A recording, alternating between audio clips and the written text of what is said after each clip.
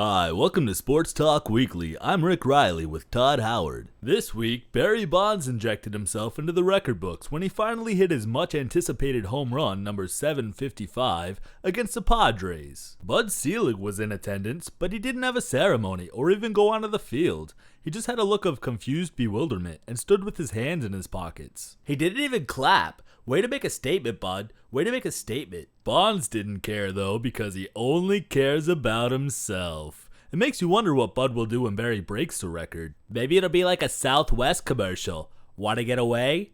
Ironically, the pitcher who served up the record-tying bomb had tested positive for steroids in 2005. Michael Irvin was inducted into the Football Hall of Fame this week, and he bawled. I mean, there were serious waterworks, like Old Faithful. These were end of Terminator 2 tears, Old Yeller tears, Rudy tears, Beaches tears. I mean, I never saw it, but I heard it was a real tearjerker.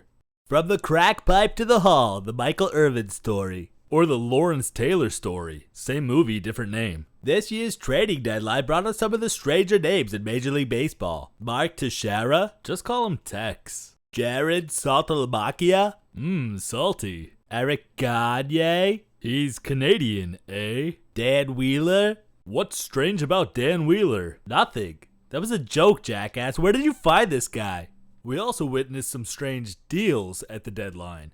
The Pirates made a deal for Matt Morris, getting him from the Giants. He becomes the highest paid player in Pirates history at $9.5 million a year. He's like a number 3 or 4 starter, and he only plays every 5 days. People wonder why they're such a bad team. How are you going to win if you spend 20% of your entire team's payroll on one player, a number 3 or 4 starter? And if he's going to be your number 1 starter, then you have serious problems. You can win with a low payroll. Look at the Marlins with 2 championships in the last 10 years. Yeah, but come on, stop taking the short bus to the ballpark and make some good decisions. This week, Alex Rodriguez became the youngest player to reach 500 home runs.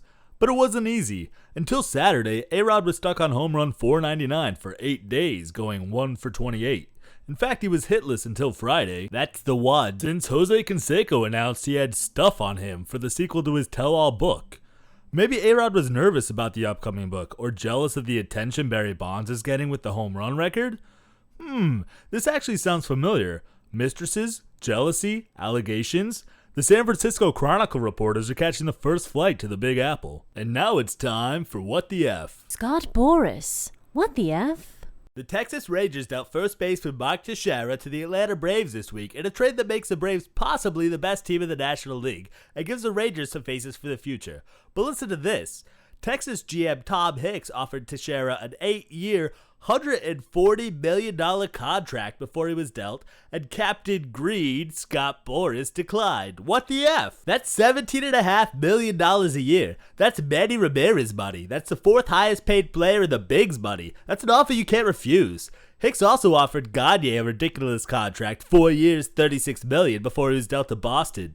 Captain Green vetoed that deal too. Does anyone else think Boras has way too much pull in this league? I mean, come on, you guys are making a buttload of money to play a game and be idolized by kids everywhere. What's a couple $1,000,000? He was behind the J.D. Drew opt-out in L.A. where he left inside a bloated deal in Boston, and now he sucks big time. That's karma, baby. Some teams won't deal with Boras, and those teams don't win. Maybe some anti-Boras superhero league will emerge and save us all. That's gonna do it for tonight. With Todd Howard, I'm Rick Riley. Good night, and make sure you get your fiber. It really cleans you out.